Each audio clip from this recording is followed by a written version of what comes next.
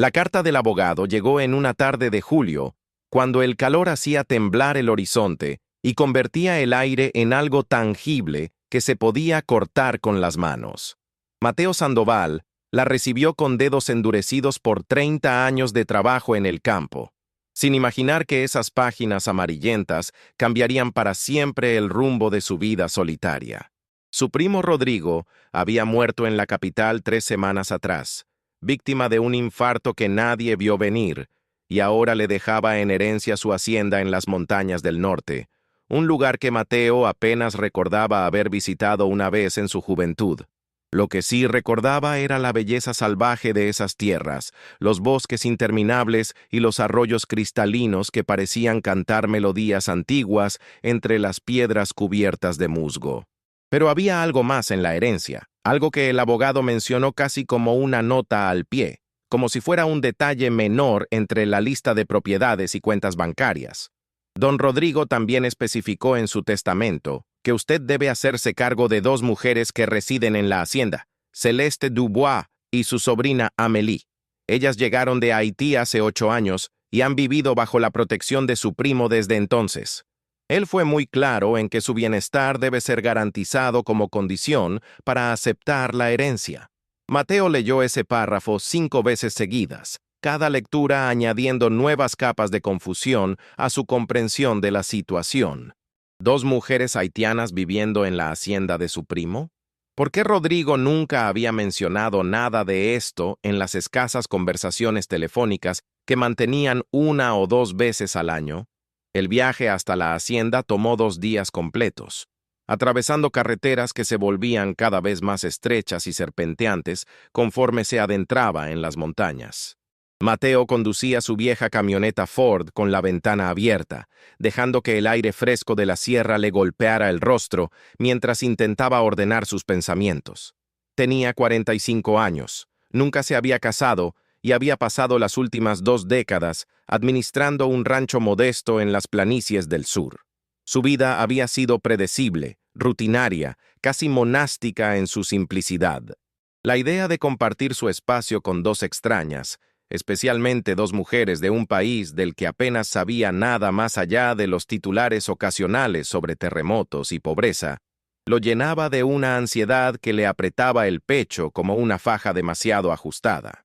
La hacienda apareció al final de un camino de tierra rodeado de pinos gigantescos, una construcción de piedra y madera que parecía haber crecido orgánicamente del paisaje en lugar de haber sido construida por manos humanas. Tenía 2 pisos, ventanas enormes que reflejaban el cielo vespertino, y un porche que rodeaba toda la estructura como un abrazo protector. El jardín que se extendía frente a la casa era un caos organizado de flores silvestres, hierbas aromáticas y plantas que Mateo no reconocía, todas creciendo en una armonía que sugería cuidado constante, sin imposición artificial. Estacionó la camioneta y se quedó sentado durante varios minutos, observando la casa como si esperara que le revelara sus secretos antes de que él tuviera que entrar y enfrentarlos directamente. La puerta principal se abrió antes de que pudiera decidir qué hacer, y una mujer salió al porche con movimientos que combinaban cautela y curiosidad. Era alta y delgada, con piel del color del café recién molido y ojos que parecían contener profundidades oceánicas. Su cabello estaba recogido en un pañuelo colorido que contrastaba vibrante contra el vestido sencillo de algodón que llevaba. Tendría unos 35 años, calculó Mateo, aunque había algo en su rostro que sugería que había vivido suficientes experiencias para varias vidas. «Monsieur Sandoval», dijo con un acento que hacía que las palabras en español sonaran como música. «Hemos estado esperándolo. Soy Celeste Dubois». Su voz era suave pero clara, y había en ella una dignidad natural que hizo que Mateo se sintiera inmediatamente avergonzado de su propia apariencia sudorosa y desaliñada después del largo viaje. Se bajó de la camioneta torpemente, consciente de cada uno de sus movimientos bajo la mirada atenta de la mujer. «Señora Dubois», respondió quitándose el sombrero, «lamento mucho la pérdida de mi primo. Entiendo que vivió aquí durante varios años». Celeste asintió lentamente, y por un momento algo oscuro cruzó su rostro. una sombra de dolor o quizás de preocupación por el futuro incierto que ahora enfrentaba. Don Rodrigo fue muy bueno con nosotras, dijo con voz que temblaba apenas perceptiblemente.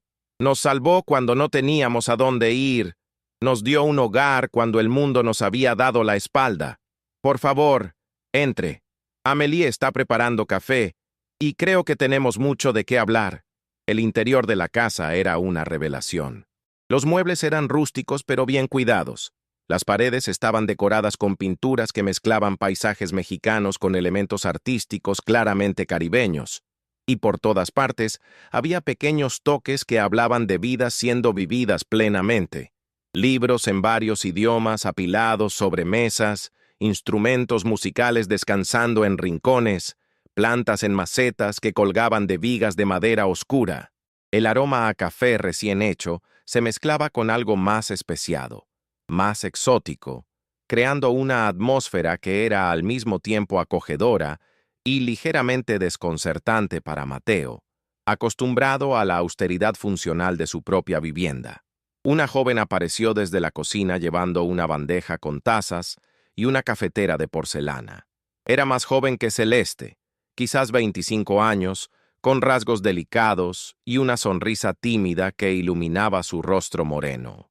Su cabello estaba trenzado en patrones intrincados que debían haber tomado horas crear, y sus ojos tenían ese mismo matiz de experiencia prematura que Mateo había notado en su tía.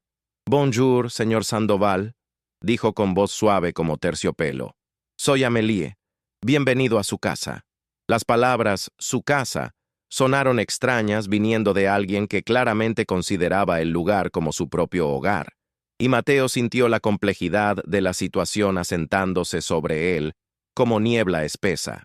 Se sentaron en la sala mientras el sol comenzaba a descender detrás de las montañas, pintando el cielo con tonos de naranja y púrpura que parecían demasiado intensos para ser reales. Celeste comenzó a contar su historia con la cadencia de alguien que ha repetido el relato muchas veces en su mente, puliendo cada detalle hasta dejarlo suave como piedra de río. Había sido enfermera en Puerto Príncipe antes del terremoto de 2010, trabajando en un hospital que colapsó durante los primeros segundos del desastre, sepultando a cientos de pacientes y personal médico bajo toneladas de concreto y acero retorcido. Ella sobrevivió por puro milagro, quedando atrapada en un bolsillo de aire durante 36 horas antes de ser rescatada. Pero el trauma físico fue nada comparado con el psicológico de escuchar los gritos de sus colegas y pacientes apagándose gradualmente hasta que solo quedó el silencio. Amélie había perdido a sus padres en el mismo terremoto, quedando huérfana a los 17 años en un país que de repente parecía el infierno en la tierra.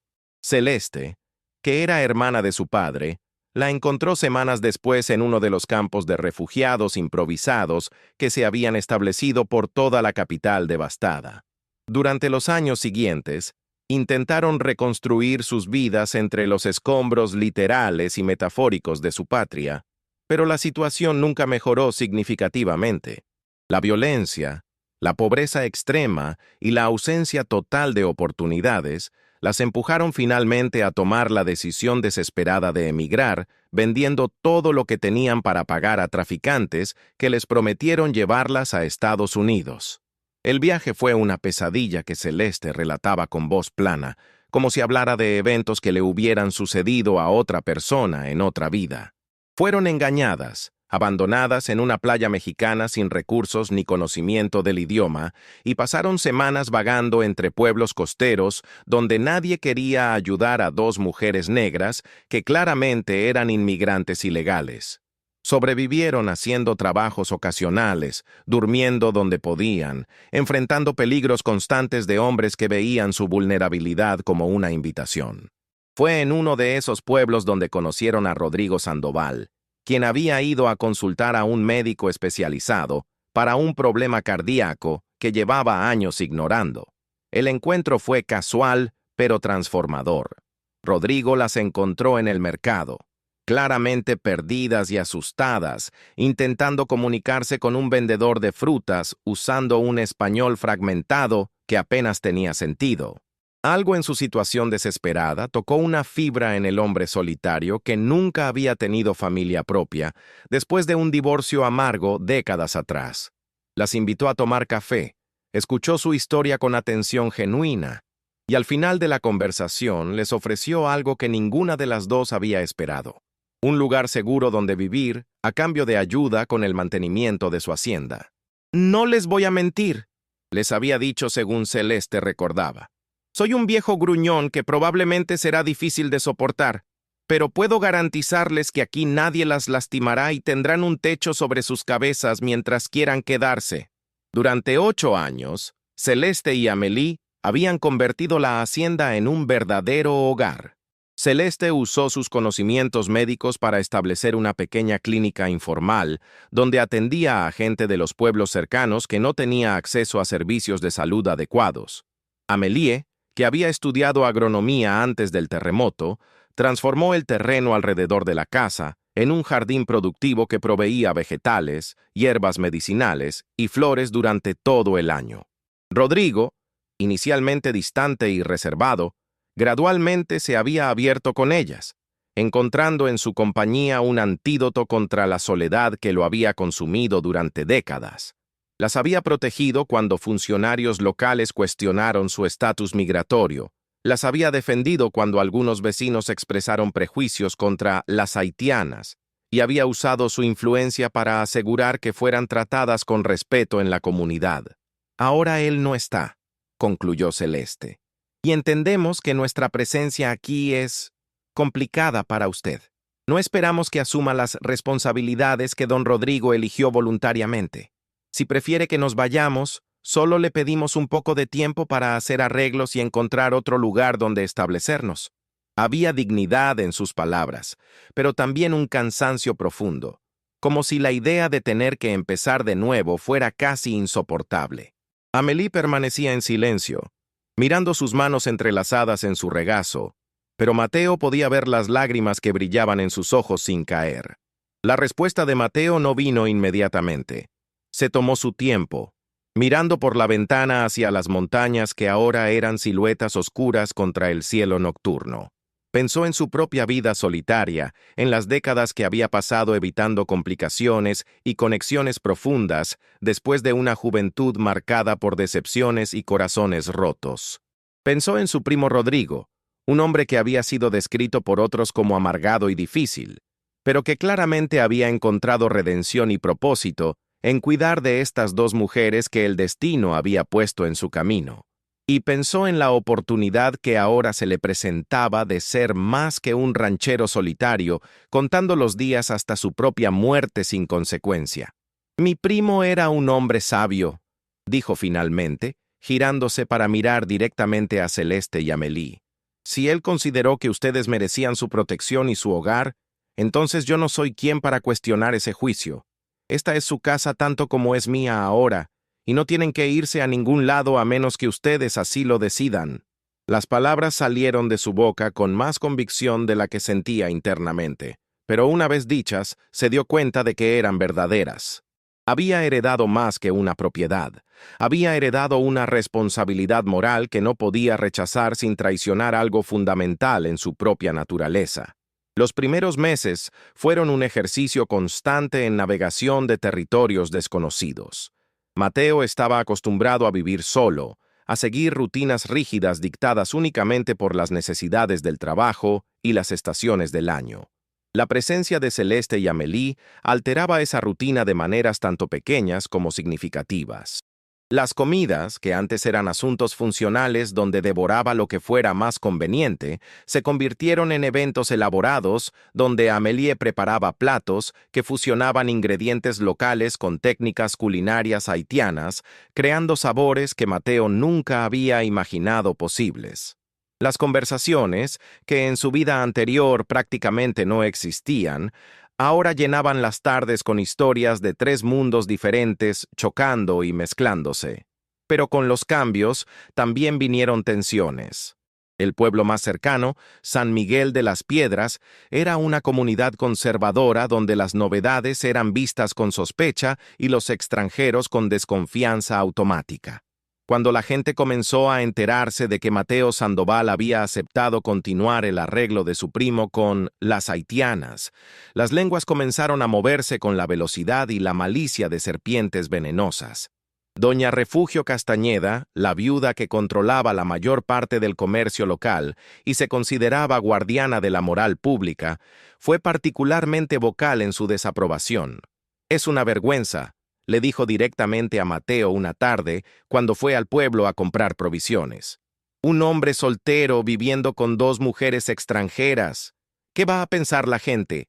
Ya bastante raro era cuando Rodrigo, que en paz descanse, las tenía ahí arriba, pero al menos él era viejo y nadie lo tomaba en serio.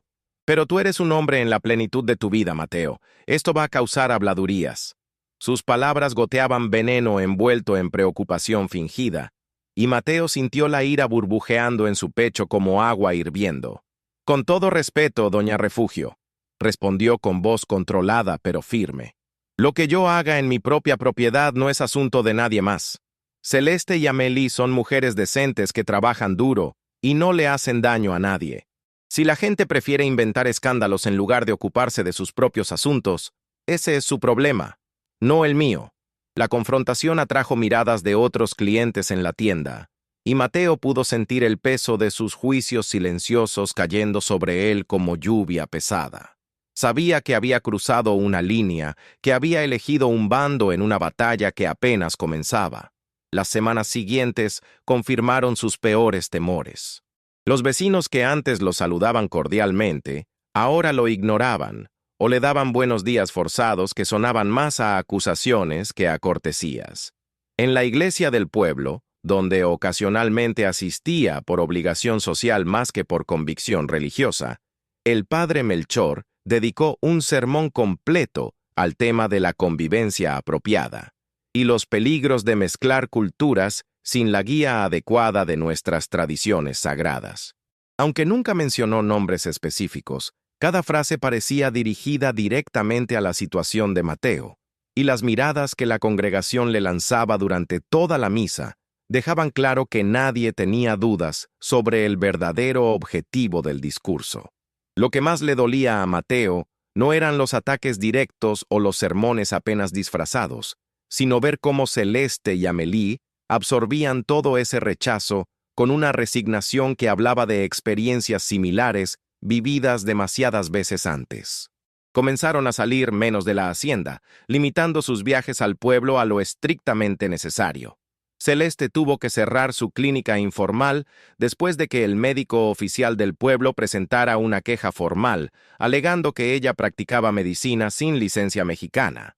Amélie vendía menos productos de su jardín en el mercado porque las mujeres locales habían organizado un boicot silencioso pero efectivo. «No tienen que protegernos de esto», le dijo Celeste una noche mientras los 3 cenaban en un silencio cargado de tensión no expresada. «Hemos enfrentado cosas peores, Mateo. Podemos aguantar un poco de hostilidad de gente pequeña con mentes aún más pequeñas». Había fiereza en su voz, pero también cansancio. Y Mateo se dio cuenta de que una parte de él que había estado dormida durante años estaba despertando. Una parte que no podía simplemente ignorar la injusticia que veía desarrollándose ante sus ojos. «No se trata de protegerlas», respondió con convicción creciente. «Se trata de hacer lo correcto. Mi primo entendió eso, y ahora yo también lo entiendo. Esta comunidad necesita aprender que el valor de una persona no se mide por el color de su piel o el lugar donde nació, sino por sus acciones y su carácter». Amélie sonrió por primera vez en días. Una sonrisa pequeña pero genuina que iluminó su rostro como una vela encendida en la oscuridad. La transformación en la dinámica social comenzó de manera inesperada. Rosalía Mendoza, una joven madre de 3 niños cuyo esposo trabajaba en las minas al norte del estado y solo volvía a casa una vez al mes, se presentó en la hacienda una tarde de octubre con su hijo menor en brazos. El niño de 2 años tenía fiebre alta y había estado vomitando durante 2 días. El médico del pueblo le había recetado medicinas que no estaban funcionando, y en su desesperación recordó cómo la gente solía hablar de las habilidades curativas de Celeste antes de que la obligaran a cerrar su clínica. Sé que no debería estar aquí, dijo Rosalía con lágrimas corriendo por sus mejillas. Sé lo que la gente dice, pero mi hijo está muy enfermo y ya no sé qué hacer. Por favor, si puede ayudarlo, yo le pagaré lo que sea. Celeste tomó al niño en sus brazos sin dudarlo, sus manos expertas palpando su frente y su estómago, mientras sus ojos evaluaban síntomas con la precisión de años de entrenamiento médico. Diagnosticó una infección intestinal que requería rehidratación inmediata y antibióticos específicos. Escribió una lista de medicinas que Rosalía debía conseguir y le mostró cómo preparar una solución de rehidratación casera mientras tanto. Durante 3 días, Rosalía volvió a la hacienda con su hijo, siguiendo las instrucciones de Celeste al pie de la letra.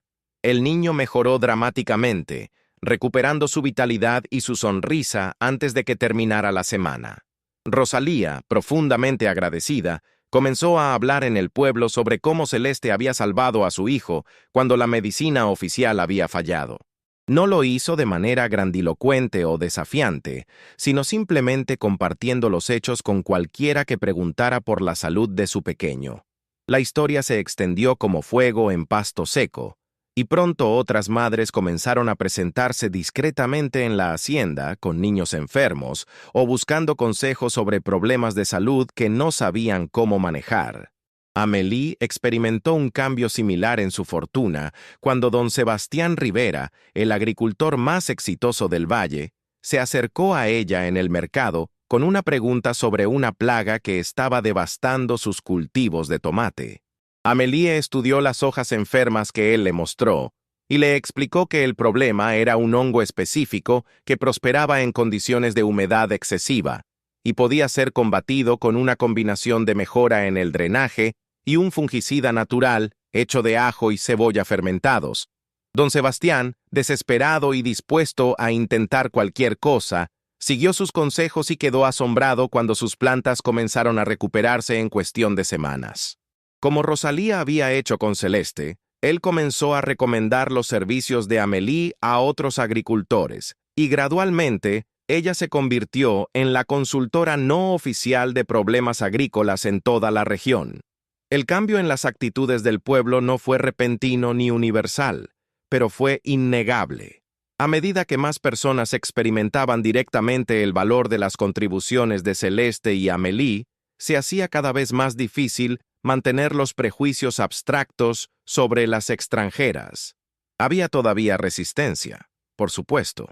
Doña Refugio y su círculo más cerrado de aliadas se negaban a reconocer cualquier mérito en las haitianas, insistiendo en que eran una influencia corrosiva que eventualmente destruiría los valores tradicionales de la comunidad.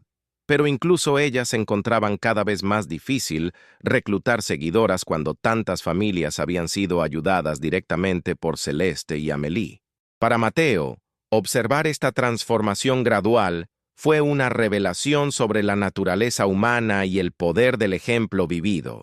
Su propia relación con Celeste también había evolucionado de maneras que no había anticipado.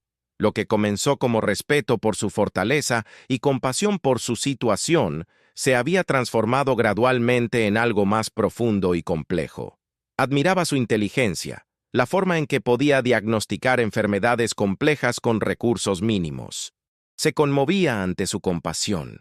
Cómo trataba a cada paciente, sin importar cuán pobre o marginado, con dignidad absoluta, y se encontraba pensando en ella a horas extrañas del día, maravillándose ante su risa cuando finalmente se permitía relajarse, o ante la concentración intensa en su rostro cuando trabajaba en algún proyecto difícil. Celeste también había comenzado a ver a Mateo con ojos diferentes. Al principio había sido simplemente el heredero que podría o no continuar el refugio que Rodrigo les había proporcionado. Pero conforme los meses pasaban y ella observaba cómo él defendía su derecho a estar allí, cómo los apoyaba activamente contra la hostilidad del pueblo, cómo escuchaba con interés genuino cuando ella hablaba sobre Haití o sobre sus experiencias, algo cambiaba en la forma en que lo percibía. Comenzó a notar detalles que antes había ignorado. La gentileza en sus manos cuando trabajaba con los animales, la justicia natural que guiaba sus decisiones, el sentido del humor seco que emergía en momentos inesperados. La tensión emocional entre ellos se volvió palpable para Amélie, quien observaba la danza cautelosa de dos personas atraídas entre sí, pero paralizadas por el miedo y la incertidumbre.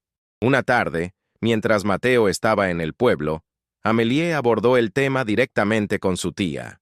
¿Vas a seguir fingiendo que no sientes nada por él?, preguntó mientras las dos trabajaban en el jardín. Celeste se enderezó bruscamente, con manchas de tierra en las manos y una expresión de sorpresa genuina. «No sé de qué estás hablando», respondió, pero su voz carecía de convicción.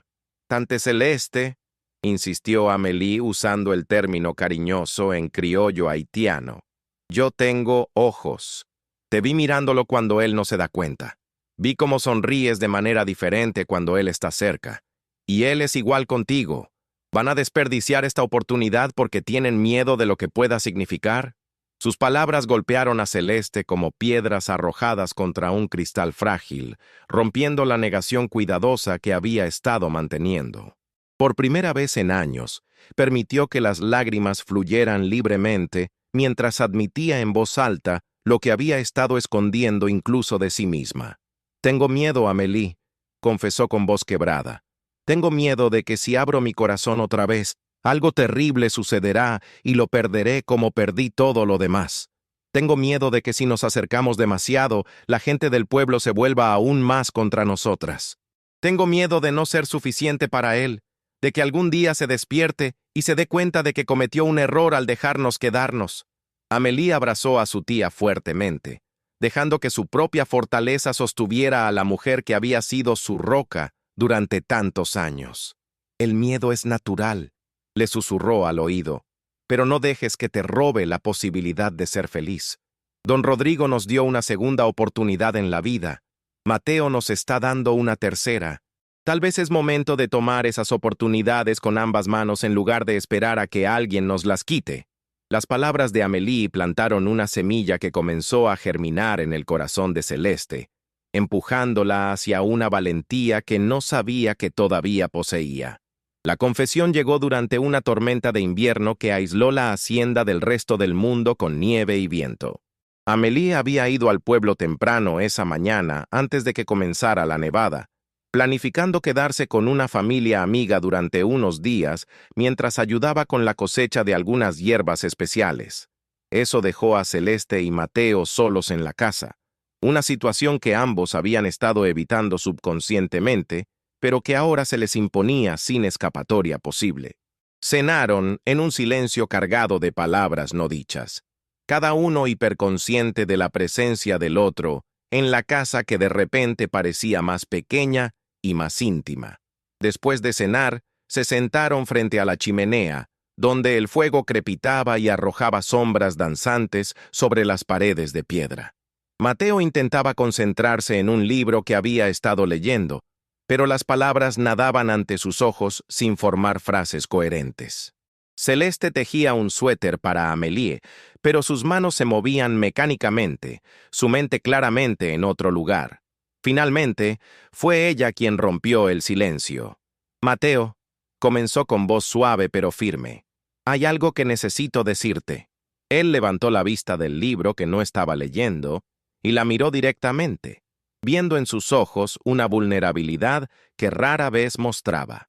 «Durante meses he estado luchando contra sentimientos que no debería tener, tratando de mantener distancia profesional, recordándome constantemente que solo soy tú». «¿Qué? ¿Tu inquilina? ¿Tu responsabilidad heredada?». Se detuvo, respirando profundamente antes de continuar.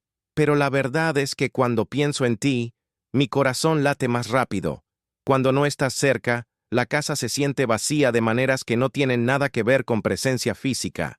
Y cuando te veo defender nuestro derecho a estar aquí, cuando veo la bondad con la que tratas a todos, incluso a aquellos que no te tratan bien, yo siento cosas que juré nunca volver a sentir después de todo lo que perdí».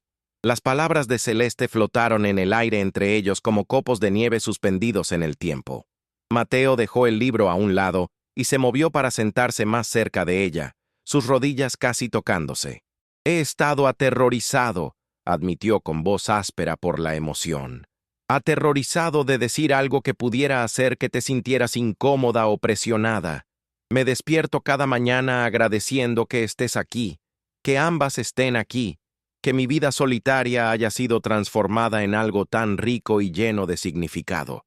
Pero también he tenido miedo de que si expresaba mis sentimientos, podrías pensar que estoy abusando de mi posición, que te estoy poniendo en una situación imposible donde sentirías que tienes que corresponder por gratitud o miedo a perder tu hogar. Celeste extendió su mano y tomó la de él, sus dedos entrelazándose naturalmente como si siempre hubieran estado destinados a encajar de esa manera. No siento gratitud, Mateo, dijo mirándolo directamente a los ojos. Bueno, sí siento gratitud, pero eso no es lo que hace que mi corazón se acelere cuando estás cerca. Lo que siento es atracción genuina hacia un hombre bueno que ha demostrado más integridad en unos meses de lo que he visto en muchas personas en toda una vida. Siento admiración por tu fuerza silenciosa, por tu justicia natural, por la forma en que ves más allá de las diferencias superficiales hacia la esencia de las personas. El beso que siguió fue suave al principio, tentativo, como si ambos estuvieran probando aguas desconocidas con cuidado de no ahogarse en su profundidad. Pero gradualmente se profundizó, años de soledad y anhelo no expresado fluyendo entre ellos como corriente eléctrica. Cuando finalmente se separaron, ambos tenían lágrimas en los ojos, no de tristeza, sino de alivio, de alegría ante la posibilidad de comenzar algo nuevo, después de haber creído que sus oportunidades de amor y conexión profunda habían terminado para siempre. Esa noche marcó un punto de inflexión no solo en su relación personal, sino en toda la dinámica de la hacienda. Cuando Amélie regresó días después y vio la transformación en su tía, la forma en que Celeste brillaba con una luz interior que había estado apagada durante años, su alegría fue tan profunda que las tres terminaron abrazándose y llorando juntas en la cocina. Finalmente, dijo Amélie entre risas y lágrimas, finalmente ambos dejaron de ser tan tercos y admitieron lo obvio. Su bendición fue importante para Mateo y Celeste, no porque necesitaran permiso, sino porque confirmaba que la nueva configuración de su familia era genuinamente armoniosa y no imponía cargas no deseadas sobre nadie. La noticia de la relación entre Mateo y Celeste se extendió por San Miguel de las Piedras, con la velocidad predecible de los chismes en pueblos pequeños. Las reacciones fueron variadas y complejas.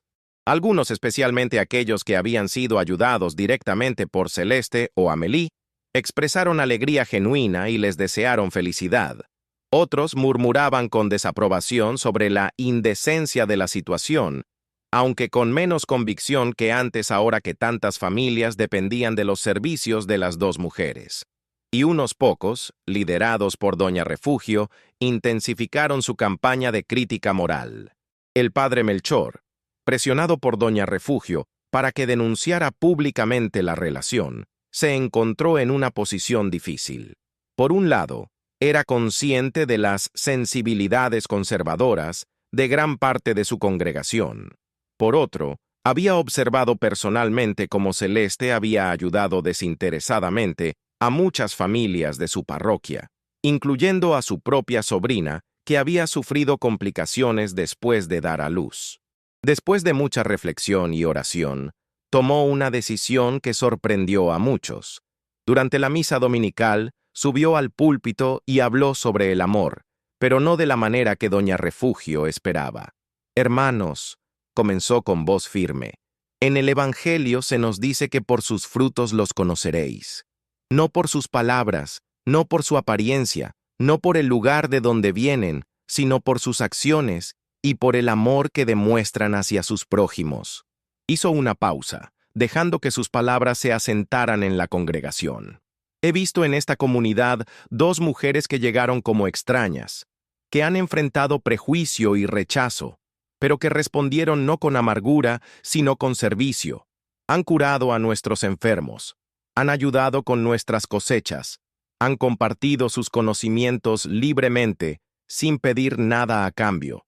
Si eso no es amor cristiano en acción, entonces no sé qué es. El sermón continuó explorando temas de hipocresía, de cómo es fácil proclamar valores mientras se actúa de manera contraria a ellos, de cómo el verdadero cristianismo se mide no en palabras, sino en acciones concretas de amor y servicio. Cuando terminó, Doña Refugio salió de la iglesia con expresión furiosa, pero muchos otros se quedaron contemplando en silencio, algunos con expresiones pensativas, otros asintiendo lentamente como si algo que habían estado sintiendo vagamente finalmente hubiera sido articulado claramente. Los meses siguientes trajeron cambios que nadie habría podido predecir. Mateo y Celeste decidieron casarse, una decisión que fue recibida con celebración por algunos y silencio desaprobatorio por otros, pero que de todas formas procedió con dignidad y alegría. La ceremonia se realizó en la hacienda, oficiada por el padre Melchor, quien había accedido a bendecir la unión. Fue una celebración hermosa que fusionaba tradiciones mexicanas y haitianas de maneras que creaban algo completamente nuevo y único. Amélie sirvió como madrina, radiante en un vestido que ella misma había cosido, combinando telas tradicionales haitianas con encajes mexicanos. Don Sebastián y Rosalía estuvieron entre los invitados, junto con docenas de otras familias que habían sido ayudadas por Celeste y Amélie. Incluso algunas personas que inicialmente habían sido escépticas o directamente hostiles asistieron, su curiosidad venciendo finalmente a su prejuicio, y muchas de ellas se fueron al final de la noche, admitiendo que había sido la boda más hermosa que habían presenciado en años. Doña Refugio no asistió, por supuesto, y su círculo íntimo de aliadas tampoco, pero su ausencia fue notada más como curiosidad que como pérdida. El pueblo estaba cambiando, lenta pero inexorablemente, y aquellos que se negaban a cambiar con él se encontraban cada vez más aislados en sus propias islas de rigidez moral. La vida después del matrimonio se asentó en una rutina hermosa. Celeste continuó con su trabajo de curación, eventualmente obteniendo la certificación oficial necesaria para practicar legalmente en México, después de que el padre Melchor y don Sebastián ayudaran a navegar la burocracia. Amélie expandió sus operaciones agrícolas, enseñando técnicas de cultivo sostenible a agricultores de toda la región y convirtiéndose en una figura respetada en los círculos agrícolas del Estado. Mateo administraba la hacienda con eficiencia creciente, pero también encontró nueva pasión en documentar las historias de la región, creando un archivo oral que preservaba las voces y experiencias de una comunidad en transformación. 2 años después de la boda, Celeste dio a luz a una hija que nombraron Esperanza Luz, un nombre que representaba tanto el pasado difícil que habían superado como el futuro brillante que ahora podían imaginar. La pequeña Esperanza se convirtió en el símbolo viviente de la posibilidad de crear belleza y esperanza, incluso después de las tragedias más devastadoras. El pueblo entero la celebró, e incluso Doña Refugio, suavizada por los años y por la innegable ternura que inspiran los bebés, se presentó en la hacienda con un regalo para la recién nacida, una manta tejida a mano que había pertenecido a su propia madre. Amélie también encontró su propio camino hacia la felicidad personal. Conoció a un maestro que había llegado al pueblo desde la capital, un hombre joven llamado Ricardo, que quedó fascinado no solo por su belleza, sino por su inteligencia y su pasión por la agricultura sostenible. Su noviazgo fue dulce y gradual, construido sobre conversaciones largas sobre libros, sobre sueños, sobre cómo crear un mundo mejor. Cuando finalmente se casaron 3 años después de la boda de Celeste y Mateo, la ceremonia fue aún más grande, una verdadera celebración comunitaria que marcó cuán completamente la familia Sandoval Dubois se había integrado en el tejido social de San Miguel de las Piedras. Los años pasaron trayendo sus inevitables alegrías y desafíos. Hubo sequías que requirieron ingenio colectivo para superar, enfermedades que pusieron a prueba los límites de los conocimientos médicos de Celeste, conflictos personales que necesitaron ser navegados con paciencia y comunicación. Pero a través de todo, la familia que se había formado de manera tan improbable permaneció fuerte, sostenida por lazos de amor que habían demostrado ser más fuertes que la sangre, más duraderos que cualquier convención social. Mateo, mirando hacia atrás desde la perspectiva de sus 60 años, a menudo se maravillaba ante el camino que su vida había tomado. Había comenzado como un ranchero solitario, esperando que el resto de sus días transcurrieran en la misma rutina predecible que había definido su juventud. En cambio, había heredado no solo propiedades, sino personas, y esas personas habían transformado su existencia de maneras que nunca podría haber imaginado. Había aprendido que la familia no es algo que se recibe pasivamente, sino algo que se construye activamente, día tras día, a través de elecciones conscientes de aceptación, comprensión y amor incondicional. Celeste, por su parte, había encontrado finalmente paz después de décadas de huida y supervivencia. Las pesadillas sobre el terremoto nunca desaparecieron completamente, pero se volvieron menos frecuentes, menos intensas, suavizadas por la realidad de una vida llena de propósito y rodeada de amor genuino. Había llegado a México como refugiada desesperada, había sobrevivido años de incertidumbre y precariedad y había emergido del otro lado como líder comunitaria respetada, esposa amada, madre orgullosa.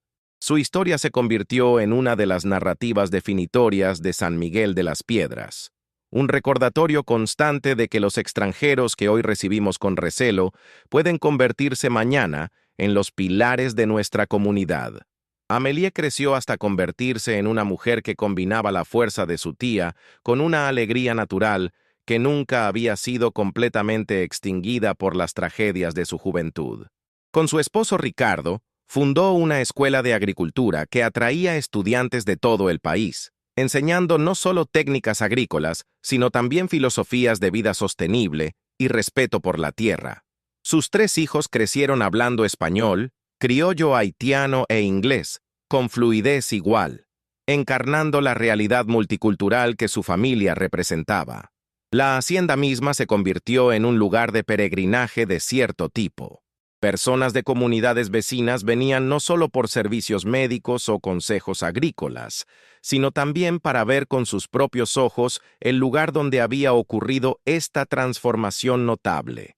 Venían para escuchar las historias, para entender cómo 2 mujeres de un país devastado por terremotos y pobreza habían reconstruido sus vidas en las montañas de México, cómo un ranchero solitario había abierto su corazón y su hogar a lo desconocido, cómo una comunidad conservadora había aprendido gradualmente a expandir su definición de pertenencia. En las tardes, cuando el trabajo del día estaba terminado, era común encontrar a toda la familia reunida en el porche de la hacienda, observando cómo el sol descendía detrás de las montañas, pintando el cielo con colores imposibles. Celeste se sentaba junto a Mateo, sus manos entrelazadas después de décadas juntos, aún encontrando consuelo en ese contacto simple. Amélie y Ricardo jugaban con sus niños en el jardín, que ella había transformado de tierra árida en paraíso fértil.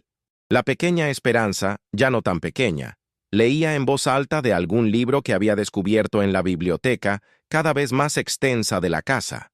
En esos momentos, reflexionando sobre el arco completo de sus vidas, Mateo a menudo recordaba ese día de julio, cuando la carta del abogado había llegado con noticias que cambiaron todo. Recordaba su confusión inicial, su ansiedad ante lo desconocido, sus dudas sobre si estaba tomando la decisión correcta al aceptar la responsabilidad que su primo le había legado, y sonreía, porque ahora entendía que lo que había parecido una carga era en realidad el regalo más grande que jamás habría podido recibir. ¿En qué piensas?, le preguntaba Celeste en esas ocasiones, notando la expresión contemplativa en su rostro. Y él respondía siempre de la misma manera. Pienso en lo afortunado que soy. Pienso en cómo mi primo, que apenas conocía realmente, me dio no solo tierras y propiedades, sino la oportunidad de descubrir quién podía llegar a ser realmente. Me dio una familia cuando creía que mi destino era la soledad. Me dio propósito cuando pensaba que solo me quedaban años de rutina vacía. Y Celeste apretaba su mano, sin necesitar palabras para comunicar que ella sentía exactamente lo mismo. Los visitantes que venían a la hacienda a menudo preguntaban sobre el secreto de su éxito, sobre cómo habían logrado superar tantos obstáculos y construir algo tan hermoso de circunstancias tan improbables. Las respuestas variaban dependiendo de quién respondiera, pero todas compartían ciertos temas comunes: la importancia de ver más allá de las diferencias superficiales hacia nuestra humanidad compartida, el poder transformador del amor incondicional, la necesidad de defender lo correcto incluso cuando es difícil, y la comprensión de que las familias más fuertes son aquellas que elegimos conscientemente construir, no aquellas que simplemente nos son dadas por accidente de nacimiento. San Miguel de las Piedras también había cambiado profundamente durante esas décadas. Ya no era un pueblo donde lo extranjero era automáticamente sospechoso, donde las diferencias eran vistas como amenazas. Se había convertido en una comunidad que celebraba la diversidad, que entendía que su fortaleza venía precisamente de su capacidad de incorporar nuevas perspectivas y experiencias. Otros inmigrantes habían llegado a lo largo de los años, algunos de lugares tan distantes como Siria o Venezuela, y habían encontrado una comunidad que, gracias en gran parte al ejemplo de la familia Sandoval Dubois, estaba preparada para recibirlos con apertura en lugar de recelo. Doña Refugio, en sus últimos años antes de fallecer, había admitido en privado a algunas confidentes cercanas que se arrepentía de la manera en que había reaccionado inicialmente a la llegada de Celeste y Amélie. Era ignorancia, había dicho con voz debilitada por la edad, puro miedo a lo desconocido disfrazado como preocupación moral. Ojalá hubiera sido lo suficientemente sabia para ver entonces lo que ahora es tan obvio, que esas mujeres nos hicieron mejores a todos nosotros. Su confesión nunca se hizo pública, pero circuló en susurros, ofreciendo un tipo diferente de lección sobre humildad y crecimiento personal. El padre Melchor, jubilado ahora y reemplazado por un sacerdote más joven, pero igualmente de mente abierta, a menudo visitaba la hacienda para compartir comidas y conversaciones. Le gustaba decir que el sermón que había dado defendiendo a Celeste y Amélie había sido el momento más importante de su ministerio, el momento en que había elegido vivir verdaderamente según los principios que predicaba en lugar de simplemente repetir doctrinas sin sustancia. Ustedes me enseñaron, les decía a Celeste y Mateo, que la fe sin acciones es vacía y que el amor verdadero siempre requiere valentía. Cuando Mateo cumplió 65 años, la familia organizó una celebración que fue más que un cumpleaños. Fue una celebración de todo lo que habían construido juntos. Personas vinieron de pueblos a cientos de kilómetros de distancia, antiguos pacientes de Celeste, estudiantes de Amélie, amigos que habían hecho a lo largo de décadas de vida compartida. Hubo música que mezclaba ritmos mexicanos con tambores haitianos, comida que fusionaba tradiciones culinarias de múltiples continentes, historias contadas en múltiples idiomas, pero todas compartiendo temas universales de amor, pérdida, superación y esperanza. Durante el brindis, Mateo se puso de pie con dificultad, sus rodillas protestando después de décadas de trabajo duro, y levantó su copa. Cuando era joven, comenzó con voz que se quebraba ligeramente con emoción. Creía que sabía cómo debía ser mi vida. Creía que tenía todo planeado, que entendía qué significaba ser exitoso, qué significaba ser feliz. Pero la vida tenía otros planes. Planes mucho mejores de los que yo jamás hubiera podido imaginar. Mi primo Rodrigo, que Dios lo tenga en su gloria, me legó una herencia que al principio me pareció una carga imposible. 2 mujeres misteriosas, decía el testamento, 2 vidas de las que ahora eras responsable. Se detuvo, mirando a Celeste y Amélie con ojos brillantes de lágrimas no derramadas. Lo que no sabía entonces, pero sé ahora con certeza absoluta, es que esa supuesta carga era en realidad la mayor bendición de mi vida. Esas 2 mujeres misteriosas me dieron propósito, me dieron familia, me dieron amor, me dieron la oportunidad de ser mejor de lo que habría sido solo. Así que levanto mi copa no solo para celebrar un cumpleaños, sino para agradecer el destino, la providencia, o lo que sea que conspira a veces a nuestro favor, incluso cuando no lo entendemos. No había ojo seco entre los presentes cuando terminó de hablar. Celeste se levantó y lo abrazó fuertemente, susurrándole al oído palabras que solo él podía escuchar. Amélie se unió al abrazo, y pronto toda la familia estaba envuelta en un abrazo colectivo que simbolizaba todo lo que habían superado y construido juntos. Los invitados aplaudieron. Algunos lloraban abiertamente, todos profundamente conmovidos por el testimonio de una vida transformada por la valentía de aceptar lo desconocido con corazón abierto. Los años finales de Mateo fueron tranquilos pero profundamente satisfactorios. Pasaba sus días trabajando en el jardín que Amélie había creado décadas atrás, jugando con sus nietos que corrían libres por las tierras que ahora conocían como único hogar. Le gustaba sentarse en el porche al atardecer con Celeste a su lado, ambos en silencio confortable que solo viene después de décadas de intimidad compartida. A veces hablaban sobre el pasado, recordando desafíos superados y victorias celebradas. Otras veces hablaban sobre el futuro, imaginando las vidas que sus descendientes vivirían en un mundo que esperaban sería cada vez más abierto, más compasivo, más capaz de ver a cada persona como individuo valioso, más allá de categorías artificiales de nacionalidad o raza. Cuando finalmente llegó su momento de partir, rodeado de familia en la casa que había sido testigo de tantas transformaciones, Mateo se fue en paz. Sus últimas palabras fueron para Celeste. Gracias por elegirme, por enseñarme que nunca es demasiado tarde para abrir el corazón, por mostrarme que el amor verdadero trasciende todas las fronteras que los humanos inventamos para dividirnos.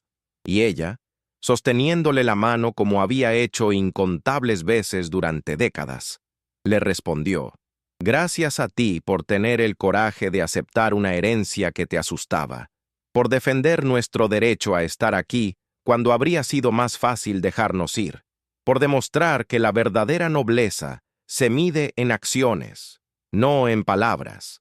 Los años después de la muerte de Mateo trajeron su propio tipo de transformación. Celeste, ahora anciana pero aún vibrante de espíritu, se convirtió en la matriarca no solo de su familia inmediata, sino de toda la comunidad expandida que habían ayudado a crear. Sus historias sobre el terremoto en Haití, sobre la huida desesperada, sobre encontrar refugio en las montañas de México, sobre construir una vida nueva desde cero, se convirtieron en parte del patrimonio cultural de San Miguel de las Piedras, contadas y recontadas a nuevas generaciones como recordatorio de la resiliencia humana y el poder transformador de la compasión. La hacienda continuó siendo un centro de actividad y comunidad. Amélie y Ricardo la administraban ahora, manteniendo vivas las tradiciones que Mateo y Celeste habían establecido mientras también añadiendo sus propias innovaciones. Los nietos crecieron escuchando historias sobre el abuelo que había abierto su corazón a lo desconocido, sobre las abuelas que habían reconstruido sus vidas después de perderlo todo, sobre cómo una familia improbable había demostrado que el amor verdadero no conoce fronteras de nacionalidad, raza o circunstancia. Y en las noches tranquilas, cuando el trabajo estaba terminado y la familia se reunía en ese mismo porche donde tantas conversaciones importantes habían ocurrido a lo largo de las décadas, alguien inevitablemente recordaba la historia de origen, el día en que un ranchero solitario recibió una carta que cambió todo. Recordaban cómo la herencia de dos mujeres misteriosas, que inicialmente pareció una complicación imposible, se había transformado en la mayor bendición que cualquiera de ellos podría haber imaginado. Y en esos momentos, mirando las estrellas que brillaban sobre las montañas eternas, todos entendían la lección fundamental que sus vidas encarnaban, que a veces los mejores regalos son aquellos que inicialmente nos asustan, y que el verdadero coraje consiste en abrir nuestros corazones a posibilidades que no comprendemos completamente, pero que intuimos pueden transformarnos para mejor.